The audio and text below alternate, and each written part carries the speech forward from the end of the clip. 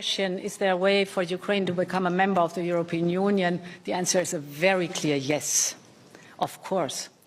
And Ukraine is on a good way to become a member. Will Ukraine actually join the European Union by 2030, or is this promise already dead?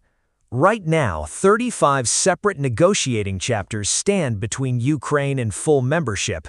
Block our membership country, our people, you know. Some countries want to fast-track it, others are quietly working to block it entirely.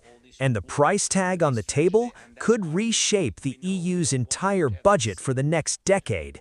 Let's break down what's really happening. In June 2022, the EU granted Ukraine candidate status. It was a symbolic move, fast, emotional, and unprecedented. But candidate status isn't membership, it's just the starting line. Since then, Ukraine has been working through what's called the acquis communautaire, the full body of EU law that every single member state must adopt. That covers everything from agricultural policy to judicial independence to anti-corruption courts. Ukraine has made real progress here. Judicial reforms passed, anti-corruption agencies strengthened, but experts estimate full alignment could still take years, not months.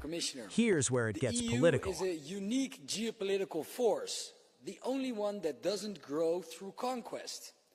Hungary, led by Viktor Orban, has repeatedly used its veto power to slow things down. You see, EU membership decisions require unanimous approval from all 27 member states. That means one single country can stall the entire process indefinitely. Hungary isn't alone in its hesitation. Slovakia has raised concerns too.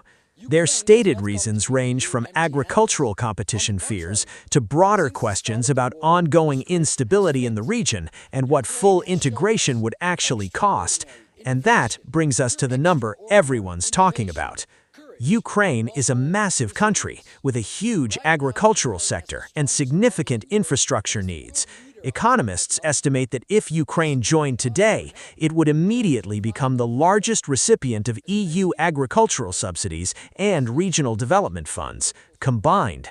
Some projections put the added strain on the EU budget at over 50 billion euros a year. That single number has made several wealthier member states, the ones currently funding the budget, deeply uneasy. France and Germany have both floated ideas for phased integration, meaning Ukraine could gain partial benefits before earning full voting rights. Critics call this a political compromise, a way to keep Ukraine close without fully sharing the EU's decision-making power. So, will it happen by 2030?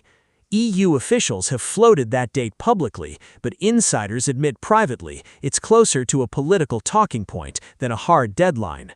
Full membership requires unanimous approval at every single stage, and with veto threats constantly on the table, even optimistic timelines could stretch well into the 2030s. The truth is, Ukraine's path into the EU isn't really about whether Ukraine is ready, it's about whether Europe's 27 governments can agree on what kind of union they actually want. And right now, that answer is far from settled.